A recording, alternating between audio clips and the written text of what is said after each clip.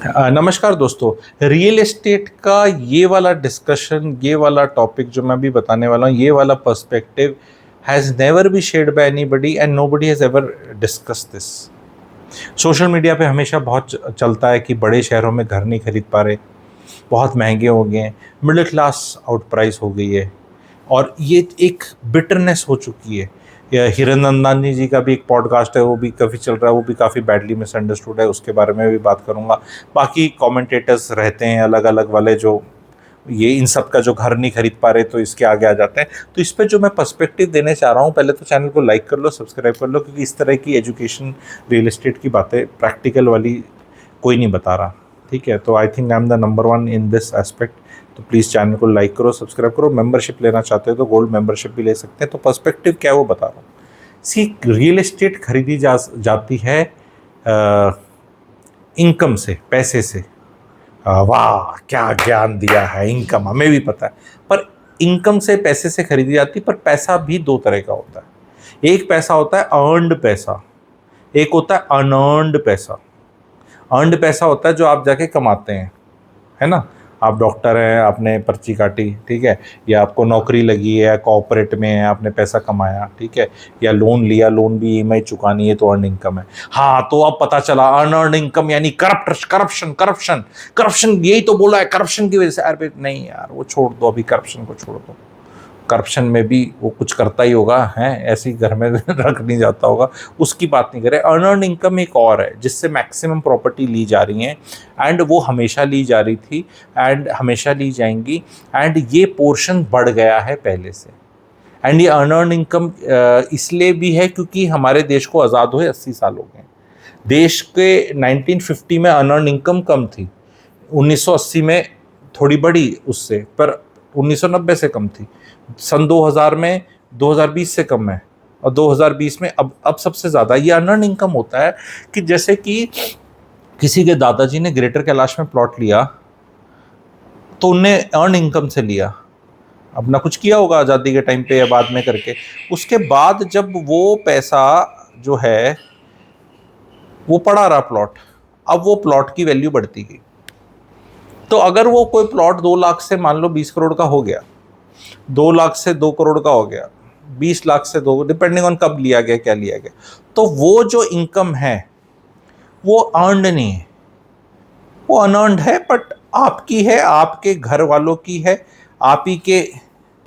Astrology में कहते हैं रुकावट हो जाती है ना, तो कोई बहुत ग्रेट बात बताने वाला था, तो मुझे भी अब यकीन है कि कुछ हुआ ही रुकावट। तो ग्रेट बात बता रहा हूँ मैं, एंड इस बात को समझो अच्छे से, दर्द मत लाओ। क्योंकि आज के दिन क्या हो रखा है ना, एक सेंस ऑफ एंटाइटलमेंट है कि भाई मैंने आईआईटी आईएम निकाल लिया, तो 6 करोड़ का घर तो मुझे होना चाहिए क्योंकि ये इंसान रह रहा है। अरे वो इंसान की अनअर्नड वेल्थ है उसके पास। आप पीलीभीत में पैदा हुए हो गरीब परिवार के अंदर, अब आपका नंबर आएगा 20 साल बाद, आपको करना है स्ट्रगल अभी। अगर मुंह उठा के हम इंडियंस चले जाए न्यूयॉर्क, या कहीं विदेश के किसी कंट्री में, कहीं विदेश में जाए, किसी जगह जाए, तो वहां पर अगर कोई इंसान कई साल से रह रहा है, तो भले वो ड्राइविंग करता है, नॉर्मल काम करता है, जैसे होते हैं इस तरह के करता है, पर उसके पास पैसे पहले के, उसके परिवार के पास कुछ चीज है, तो वो लेके बैठा है ना। हम जाते ही एकदम सबसे बेस्ट नहीं कर लेते। पर ये सबसे बड़ी प्रॉब्लम ये आ रखी है कि जैसे मुंबई के अंदर तो एवरेज घर 2 करोड़ का है जी, कौन खरीदेगा वो। हाँ, वो ओरिजिनल मराठी मानुस जिसके पिताजी डब्बा वाला काम करते थे, क्योंकि उनके पास जो थी वो छोटा सा फ्लैट था, तो अब वो रीडेवलपमेंट में आ गया है, उसके बिल्डर पैसे दे रहा है, अब वो वहां से पनवेल में खरीद रहे हैं बड़ा जाके, या कहीं और उसी में बड़ा खरीद रहे हैं, या एक और भी उन्हें मिल रहा है। तो बहुत लोग इंडिया में अनअर्न इनकम में बैठे हैं भाइयों बहनों, बहुत लोग। और उनके पास आपको कोई कैश फ्लोज ज्यादा नहीं दिखेंगे, उनके पास आपको कोई बहुत ग्रेट नौकरी नहीं दिखेगी, ग्रेट क्वालिफिकेशन नहीं दिखेगी, ग्रेट पर्सनालिटी नहीं दिखेगी, ग्रेट इंग्लिश जो ऐसे कुछ नहीं दिखेगा, एंड वो ले लेते हैं। अभी अभी गुड़गांव के अंदर ओबरा है, बिक रहा है। कौन किसके पास है 35 करोड़ के, 34 करोड़ के लेने के, छोटे वाले इतने 18-20 करोड़ के कुछ होंगे, रजिस्ट्री वेस्ट्री सब मिलाओ तो और भी ज्यादा, तो बिक रहा है। सिग्नेचर का भी अभी कुछ पता चला है, मेरे को एक कोई प्रोजेक्ट था, उसमें भी बहुत यूनिट्स चली गई हैं। तो अब वो, ये पैसा कहाँ से आ रहा है?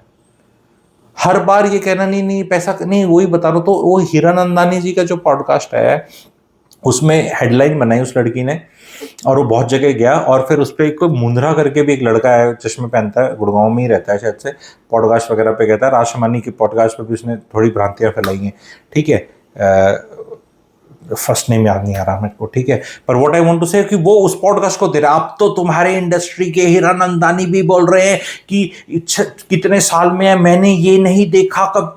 अरे वो ये हीरानंदानी जी बोल रहे हैं कि भाई ये जो अफोर्डेबल वाली होती है, ये होती है, ये नहीं बिक रही, नहीं लॉन्च हो रही। वो लॉन्च नहीं हो रही, बिक नहीं रही का मतलब बिक नहीं रही क्योंकि बन नहीं रही मतलब ऐसा थोड़ा ना कि डिमांड नहीं है। अरे भैया सारे के सारे भव्य भव्य में चले गए हैं, पैसा वहीं बच रहा है, मार्जिन वहीं है। तो जहां पे जो यूनिटें सस्ती आ रही हैं वहां पे इन्वेस्टर बाहर से आएगा तो बिकेंगी, क्योंकि एक एरिया में अगर मैं सस्ती यूनिट भी कहीं डाल दूं तो वहां की सारे उसी टाइम थोड़ा खरीद लेंगे लोकल आदमी। गुड़गांव में जब अफोर्डेबल हाउसिंग आई भाइयों बहनों, 20, 22, 24, 25 लाख के ये 2 BHK और 13, 14 लाख के 1 BHK आते थे, और 3 BHK भी 25, 26, 27 के आए। ये बाहर वालों ने बहुत लिया, क्योंकि यहां तक भर गए थे गुड़गांव वाले, हरियाणा वाले जो भी ले रहे थे, जो ले सकता था जिसने ले ली थी, तो बाहर वालों ने बहुत ली। अब ये पोजीशन पे सब 1-1 करोड़ रुपए की हो रखे, और अब नहीं आती। प्रॉब्लम अभी है कि अब नहीं आती। अब सब कुछ आ रहा है छोटे छोटे 2-2, 3-3 एकड़ वगैरह में हो, या किसी में बस 4,000 स्क्वायर फीट, और 30,000, 35,000 रुपए कुछ रेट, 25,000 रुपए रेट। तो अब ये चीज आ रही है, तो ये चीज पे क्वेश्चन करना है। अब इस चीज का ये अब बोलना कि जैसे मैंने एक और कहीं सुना था पॉडकास्ट पे कि लोगों पे बोल दो, क्योंकि जो खरीद नहीं पा रहा वो अलग अलग आइडियाज देगा, एक आदमी एक ही प्रॉपर्टी लेगा। लोग ये सोच लेते हैं कि ये मैंडेटरी है कि बिल्डर ने तो प्रॉपर्टी बनानी है, और सिंस अगर ये अमीर लोग और ये एनआरआई और बाहर के इन्वेस्टर और ये सारी इन्वेस्टर कम्युनिटी ये घर नहीं खरीदेगी, तो अब बिल्डर को रेट गिराना पड़ेगा, और अब हमें सस्ती फ्री में या बहुत आधे रेट पे या 8,000 रुपये फुट पे गुड़गांव में कुछ मिल जाएगा। ऐसा नहीं होता, बिल्डर की कोई मजबूरी नहीं है। लुई वुइटन के बैग नहीं बिकते मान लो, तो लुई वुइटन अब वो 1,200 पे नहीं देने वाला, उसका मॉडल नहीं चलेगा। 12 ठीक है, 3 लाख का बैग को 1,200 पे 1,500 पे नहीं आ जाएगा, नहीं फिर उसको करना, वो एक बार आपको थोड़ी क्लियरेंस सेल कुछ मिल सकती है, पर वो पूरा मॉडल गिर जाएगा। You have to realize for somebody who does not want to ever buy a home and who wants to do अंकुर वारिकू जी की 900 साल की SIP, he also needs to stay on rent somewhere। हवा में तो वो भी नहीं लटक सकता।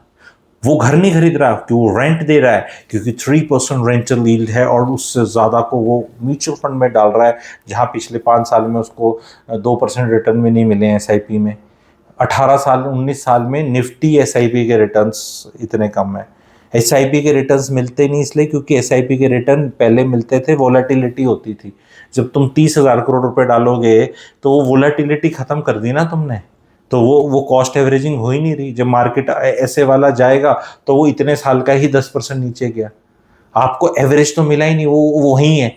मार्केट ऐसा नहीं है कि वो बढ़ रहा है, पिछले 2-3 साल में मार्केट ने क्या रिटर्न दिया है अगर आप इंडेक्स को देखोगे तो उसमें वोलाटिलिटी भी नहीं है, तो कॉस्ट एवरेजिंग ऐसा नहीं कि बहुत नीचे हुए रखी है, तो ये रिटर्न्स बहुत लोअर सिंगल डिजिट में भी नहीं है बहुत जगह अगर आप चेक करेंगे। तो मार्केट के अंदर कहना मैं ये चाह रहा है, कभी ये कहना चाह रहा है कि now you people, most of the people will have to invest in real estate at places where you do not belong to and wherein you may never go and stay, but it will still make sense as an investment class. Plus you will have to look forward for high single digit returns. Double digit returns start from 10%.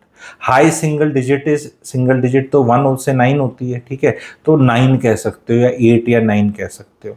And if there is a payment plan involve in which you give money over 4 years, even construction link, and you get absolute price में 8 to 9% and your money goes in 4 years 5 years, then also they are very healthy 15% return अगर आप Excel पे करो।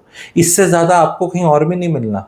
वो PPFAs के जो अपने पारिक जी का म्यूचुअल फंड है, उनके जो फंड मैनेजर हैं बड़े फेमस, वो खुद उन लोग बोल रहे हैं, राजीव जी नाम है शायद उनका, क्या नाम है, ठीक है, तो वो बोल रहे हैं यार अब 10-12% मिलेगा मामला।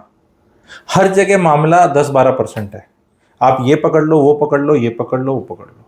इससे ज़्यादा कहीं आपको कोई बोल रहा है तो फिर आपका वो प्रोग्राम खराब है।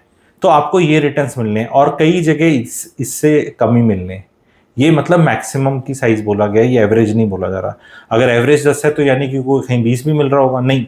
ये आप सोच लो रिस्क रिवॉर्ड रेशो। देखो there is something called sharpe ratio. Sharpe ratio में एक रिस्क फैक्टर भी डाला जाता है कि for the quantum of risk you take what is the वो, तो वो शार्प रेशो होता है कि वो शार्प रेशो कम है आपका ज़्यादा है, गूगल करना शार्प रेशो करके, ठीक है। तो सेम थिंग इज, अब ये स्टॉक मार्केट का टर्म है, म्यूचुअल फंड का टर्म है, लेकिन same thing is applicable real estate also. तो अगर आप बहुत ही स्पेकुलेटिव चीज़ लोगे, बिल्डर का पता नहीं, जगह का पता नहीं, ये वो, तो वहाँ पे रिवॉर्ड होगा लेकिन रिस्क बहुत है, तो मे बी आप लोगों को नहीं लेना चाहिए। आप you will have to plan your savings for retirement and all your calculations based on 10% returns. If you get 12, 13, 14, then it makes your task easier, whatever you have to do. But अगर उससे कम मिले तो फिर you are in trouble. तो 10 से ज़्यादा आपको planning नहीं डालनी है, 10 से ज़्यादा आपको लुक फॉरवर्ड नहीं करना है। छोटे टिकट साइजेस की चीज़ें आप खरीद सकते हैं। मैं बार बार बोलता हूँ, बड़े शहरों में अगर लाखों में कुछ मिल रहा है तो ले लो। अच्छे बिल्डर का अच्छे पेमेंट प्लान में या अच्छी जगह अच्छी स्टोरी लाखों में मिल रहा है, क्योंकि 2027 में मेरे हिसाब से टॉप 10, 15, 20 शहरों में लाखों में चीज़ें मिलेंगी ही नहीं। ऑलरेडी लोगों को नहीं मिलती हैं, आगे भी you will find it will become very very difficult, ठीक है। अगर आप एक वीडियो चाहते हैं कि जहाँ पे मैं किन शहरों में, थोड़ा सा लिस्ट है मेरी एक, ठीक है, तो वो मैं आप लोग को बताऊँ, चीज़ें बताऊँ, समझाऊँ, तो बता देना। जहाँ मैं कहता हूँ कि इन शहरों के अंदर रहो, बिकॉज इन शहरों के बियॉन्ड मेरे को अपॉर्चुनिटी ज़्यादा कहीं मिल नहीं रही, दिख नहीं रही अगले 10-20 साल। एंड बहुत छोटे शहरों में, बहुत ज़्यादा छोटे शहरों में do not get into any speculative buying. गांव खाली हो रहे हैं, माइग्रेशन है, अर्बनाइजेशन है, बहुत डेटा आ रहा है। आप, मैं तो पहले से बताता रहता हूँ, फिर आप लोग जब वो अखबार में छपता है 6-8-10 महीने बाद में मिलता है तो मुझे ही वो व्हाट्सएप पे आप देते हो, which is again very good, क्योंकि वो एक तरह से तारीफ ही है कि मैंने बोला था, आपने सुना था, वो अखबार में छप गया कि ये बड़े बड़े सेंटर्स में ही अर्बनाइजेशन और अपॉर्चुनिटीज़ रहेंगी। बड़े शहरों में ही पोल्यूशन सबसे पहले ख़त्म होगा। अभी जब ये दिल्ली एनसीआर में रेखा गुप्ता जी ने अभी जैसे बताया, दिल्ली में 15,000 करोड़ इलेक्ट्रिकल व्हीकल्स, गुड़गांव में इलेक्ट्रिकल टैक्सी ही खरीद सकता है आदमी इस साल से, और दूसरी वाली नहीं होगी। तो ये सारी चीज़ें बहुत डिटेल में चीज़ें मैं कई बार समझाता हूँ, और अगर आप वो सीखना चाहते हैं और जुड़े नहीं हैं अभी तक, तो कमेंट सेक्शन में एक आपको real estate webinar info group मिलेगा, उसको ज्वाइन कर लो। और एक मेरी how to acquire multiple property वाली आइकॉनिक वर्कशॉप है, अगर वो नहीं ली तो फिर आप भी मल्टीपल प्रॉपर्टी एक्वायर नहीं कर सकते, कर ही नहीं पाएंगे आप, ठीक है। तो वो वर्कशॉप ले लो, एक प्राइस है उसका, एक डिस्काउंट है, 4 घंटे 10 मिनट के 16 सब टॉपिक्स हैं। एक नॉर्मल इंसान जो नॉर्मल तनख्वाह कमाता है, जैसे भारत में नॉर्मल तनख्वाह मैं क्या बोलता हूँ, 80,000 से लेके 1.5-2 लाख के बीच में, मैं इसको नॉर्मल तनख्वाह बोलता हूँ। 2 से ऊपर इस बहुत अच्छी तनख्वाह, और 80,000 रुपये, और ये बड़े शहर के हिसाब से बोल रहा हूँ, छोटे शहर में थोड़ा इसमें कम भी हो सकता है। तो 80,000 से कम थोड़ा टफ हो जाता है, पर आप 80,000 रुपये की इनकम में चीज़ें खरीद सकते हैं। एंड अगर उसमें आप 50,000 कमा रहे हैं और बीवी 40 कमा रही है, तो you are qualifying into this bracket, क्योंकि दोनों की मिला के 90 होगी। और ज़्यादातर जो मेरा ऑडियंस है, मुझे पता है वो 80,000 और 2 लाख के बीच में है, ठीक है। तो आपको मल्टीपल प्रॉपर्टी कैसे लेनी है, ये चीज़ आपको सिखाई जाती है, एंड क्वेरी सेशन भी होगा उसमें। तो वो वर्कशॉप रिकॉर्डेड वर्कशॉप है, उसको ले लें। MP दिए हुए नंबर पे व्हाट्सएप करें। रियल एस्टेट में एक सेफ नॉन स्पेकुलेटिव रिटर्न्स बहुत जगह दिख रहे हैं, एंड रिटर्न्स मैंने आपको बता दिए कितने, 8 से 9% एब्सोल्यूट टर्म्स में। तो अगर वो लीवरेज आ जाती है और टाइम आ जाता है उसके अंदर, तो वो आपको 15% के करीब मिल जाएंगे। और जहाँ रेडी टू मूव इन का प्रोग्राम हो जाएगा तो वहाँ रेंटल यील्ड होगी, लेकिन जो अंडर कंस्ट्रक्शन में बुक किया होगा उसको रेंटल यील्ड कहीं 5-6% है, तो रेडी टू मूव इन वाले को 2.5-3 ही मिलेगी, और वो 2.5-3 जहाँ मिल रही है, और फिर वहाँ पे एप्रिसिएशन 5 ही होगा मोस्ट जगह, तो वहाँ भी 8 पे पहुँच रहे हो आप दोनों को मिला के, ये वाला कोई ऐड नहीं करके बताता आपको। एंड ये नेट बता रहा हूँ, इस 8 में से अब मेंटेनेंस कॉस्ट, प्रॉपर्टी टैक्स, ये प्रॉपर्टी टैक्स मतलब 1000-1500 रुपये होता है, बट ये फाइनेंशियल इन्फ्लुएंसर जिस तरह प्रॉपर्टी टैक्स बोलते हैं, ऐसा लगता है साल के 40-50 लाख रुपए चले जाएंगे कि आपका 1-2-3 करोड़ का कोई फ्लैट है, प्रॉपर्टी टैक्स देना पड़ेगा, 1000-1500 रुपये देने पड़ते हैं। यार तुम इस तरह मत गिनाओ। किसी दिन स्टॉक मार्केट वाले गिनाने लगा, जो कि मैं तो बहुत प्रो स्टॉक मार्केट आदमी हूँ, तो वहाँ भी 17 टैक्स हैं, यहाँ पे 11 टैक्स हैं। किसी दिन दोनों की लिस्ट बता दूंगा कि यहाँ तेरे को STT देना है, ये देना है, दोनों जगह long term capital gain tax same है। कोई पूछे म्यूचुअल फंड से मुझे पैसे चाहिए तो मैं बेच के ले सकता हूँ, तो बेच के जैसे लूंगा मैं तो मुझे टैक्स देना पड़ेगा। पर रियल एस्टेट में तो मैं रेंट ले सकता हूँ, कैपिटल गेन नहीं पड़ा ना मेरे को। तो FD से मेरे को पैसा चाहिए तो 30% टैक्स लगता है, FD में मेरे को पैसा नहीं चाहिए तो फिर मेरे को कुछ मिलता नहीं, FD ग्रो करती है। पर रियल एस्टेट तो खरीद ली तो कुछ ग्रो भी करेगी, 5-6-7-8 कुछ तो ग्रो करेगी, ग्रो भी करती है और रेंट भी देती है। तो यही एक एसेट क्लास और लीवरेज इसमें मैंने यूज कर रखी है और एक बड़ा एसेट बन रहा है। ठीक है, तो चीज़ों को पर्सपेक्टिव में सीखो। डिसमिस करना बहुत इजी है, अच्छा है, एंड सोसाइटी का टाइम पास बना हुआ है करना, वो अलग बात है कि वो आप करो उन चीज़ों को डिसमिस। लेकिन यहाँ पे जो जुड़े हैं मेरे साथ पिछले 5-6 साल से, वो कुछ लोग 4-5 प्रॉपर्टीज़ बना गए, मल्टीपल प्रॉपर्टी बना के, बिकॉज दे अंडरस्टूड। एंड कई बार क्या है, रिटर्न से ज़्यादा फोकस करना चाहिए इंसान को, मेरे हिसाब से जो मैंने सीखा है मल्टीपल प्रॉपर्टी में, कि मैं ज़्यादा बना लूँ। आपके एक सब्जेक्ट में नंबर ज़्यादा अच्छे आ गए, परसेंटेज बड़ी अच्छी है, पर आपकी कॉलेज अच्छा नहीं मिला तो क्या फ़ायदा है। नंबर 12वीं में लेके घूम रहे हो 98, कॉलेज नहीं मिला।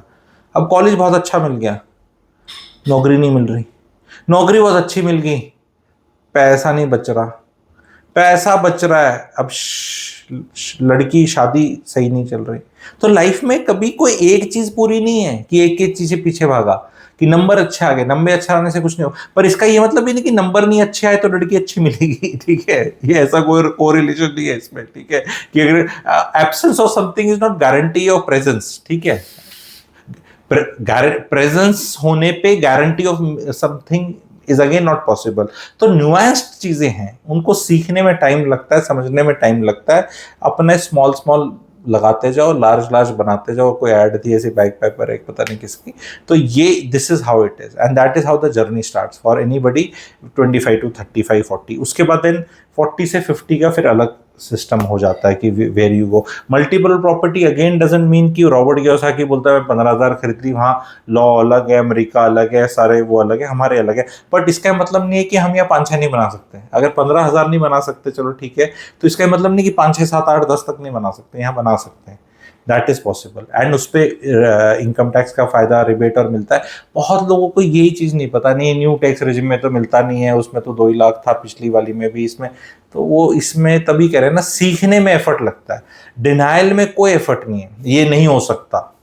तो आपने पॉसिबिलिटी खत्म कर दी तो क्या है, शेयर मार्केट अच्छा है, सारे पर सारे अंडे थोड़ा डाल सकते हैं वहाँ पे, दोनों चीज़ भी नहीं लेके चल सकते। शेयर मार्केट से घर लिए, घर से फिर शेयर्स में डाला, शेयर से फिर घर लिए, फिर ये ऐसे करके इसको बड़ा बनाते चले गए। किसी भी चीज़ को कोई स्नो बॉल इफेक्ट होता है ना, कोई छोटी सी चीज़ थी, ये ऐसे करते करते बड़ी चीज़ बन जाती। ये किसने बोला है कि घर खरीदना तो ये नहीं लेना और ये लेना तो ये नहीं लेना, दोनों नहीं ले सकते।